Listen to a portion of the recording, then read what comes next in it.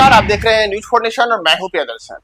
बिहार विधानसभा चुनाव में तमाम दल अलग अलग जातियों को साधने के लिए अलग अलग किस्म की रणनीति चल रहे हैं, लेकिन इसमें एक बड़ी रणनीति इस बार के चुनाव में सवर्ण मतदाताओं को अपनी ओर आकर्षित करने के लिए तमाम दल चल रहे हैं और विशेष करके सवर्णों में भूमिहारों को अपनी ओर जोड़ने के लिए इस बार चाहे राजद हो, कांग्रेस हो या फिर अन्य दल हो, उन सबके द्वारा एक अलग किस्म की रणनीति पेश की जा रही है, जिससे इस बार तमाम दलों के द्वारा भूमिहार प्रत्याशियों को दिल खोल करके अलग अलग जगह उम्मीदवार बनाया जा रहा है। दरअसल अगर आप याद करें तो पिछले कई चुनाव में लालू यादव ने एक प्रकार से अघोषित तौर पर भूमिहारों से दूरी बनाए रखी। कई चुनाव ऐसे आए जब उन्होंने बिल्कुल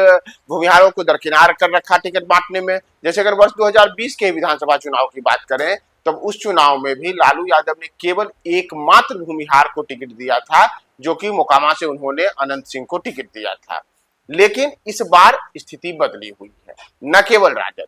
बल्कि कांग्रेस के द्वारा, जो कि बिहार में लगातार इस वर्ष की अगर आप शुरुआत से याद करें तो तेजस्वी जो राहुल गांधी हैं, वह राहुल गांधी जनवरी 2025 से लगातार बिहार में कई बार दौरा कर चुके हैं। उन्होंने अपने दौरों के दौरान लगातार बिहार में एक जो कहे कि संकेत देने की कोशिश की, वह कोशिश उनकी रही कि इस बार कांग्रेस के जो पूरी की पूरी रणनीति है उसमें दलितों को बेहतर प्रतिनिधित्व देने को है। और इसका नतीजा यह रहा था कि अचानक से एक दिन जो कांग्रेस के बिहार प्रदेश अध्यक्ष थे डॉक्टर अखिलेश प्रसाद सिंह, उनको बदल करके और राजेश राम जो कि दलित बिरादरी से आते हैं उनको पार्टी की कमान सौंप दी गई। और इतना ही नहीं, दलितों को लेकर के कई किस्म के सम्मेलन और सभाएं भी राहुल गांधी ने की। लेकिन अब जब टिकट बंटवारे की बारी आई है तो उस दौरान राहुल की रणनीति कुछ अलग दिख रही है। एक और तो उन्होंने दलितों के ऊपर जिम करके और उनके हक हुकूक की बात की, और अब टिकट बंटवारे में उन्होंने बिहार की कुछ एग्रेसिव जातियों में एक मानी जाने वाली भूमिहार जाति को लेकर के दिल खोल करके टिकट देना शुरू किया है। जी हाँ, आप ऐसे इसे समझ सकते हैं कि इस बार जो अभी तक कांग्रेस में टिकट के बंटवारे को लेकर के तमाम लोगों को सिंबल दिए जा रहे हैं, उसमें अगर आप देखेंगे तो कांग्रेस ने अभी तक 22 लोगों को सिंबल दिया है, और जिन 22 को सिंबल दिया है उनमें से 10 भूमिहार जाति के हैं। जी हाँ, 22 में 10। अब आप समझ सकते हैं कि यह कितना बड़ा प्रतिशत है कि एक और तो जहां राहुल गांधी के द्वारा लगातार अपनी राजनीति में दलितों को केंद्र कर करके राजनीति की जा रही है, तो वहीं टिकट बंटवारे में उन्होंने भूमिहारों पर भी दिल खोल करके अपनी मेहरबानी दिखाई है। और जैसे हम आपको पहले लिस्ट बता देते हैं,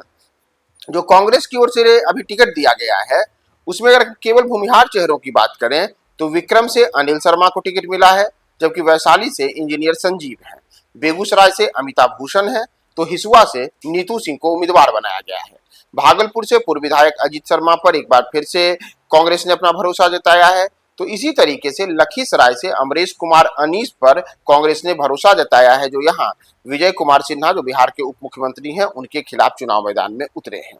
मोतिहारी के गोविंदगंज सीट से गप्पू राय पर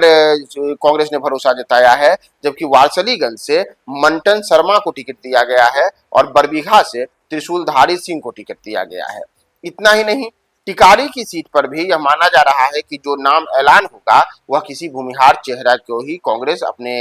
ऐलान करेगी नाम के रूप में। तो कांग्रेस की यह बदली रणनीति एक प्रकार से बिहार में कांग्रेस को मजबूत करने की रणनीति का हिस्सा है। दरअसल अगर आप गौर करेंगे तो बिहार में अगर आप जातियों के समीकरणों को देखेंगे तो बिहार में ओबीसी, ईबीसी, दलित और साथ ही साथ जो तमाम सवर्ण जातियां हैं उसमें अलग अलग जातियों को अपनी ओर जोड़ने को लेकर के कई दल दावा करते हैं। जैसे नीतीश कुमार कहते हैं कि हमारा लव कुश समीकरण है, यानी कि कुर्मी कुशवाहा का समीकरण है, तो लालू यादव एम समीकरण के सहारे राजनीति करते हैं, यानी कि उनकी राजनीति के केंद्र में मुसलमान और यादव रहते हैं। इसी तरीके से भारतीय जनता पार्टी को बनिया और ब्राह्मणों की पार्टी कहा जाता है, हालांकि हाल के वर्षों में भाजपा के प्रति कई अन्य दलों के जो जातियां हैं उनका भी झुकाव रहा है। तो इन तमाम चीजों के बीच जो अन्य जातियां जैसे चिराग पासवान है तो वह पासवान की राजनीति करते हैं, उपेंद्र कुशवाहा कुशवाहा की राजनीति करते हैं, जीतन राम मांझी मुसहर की राजनीति करते हैं।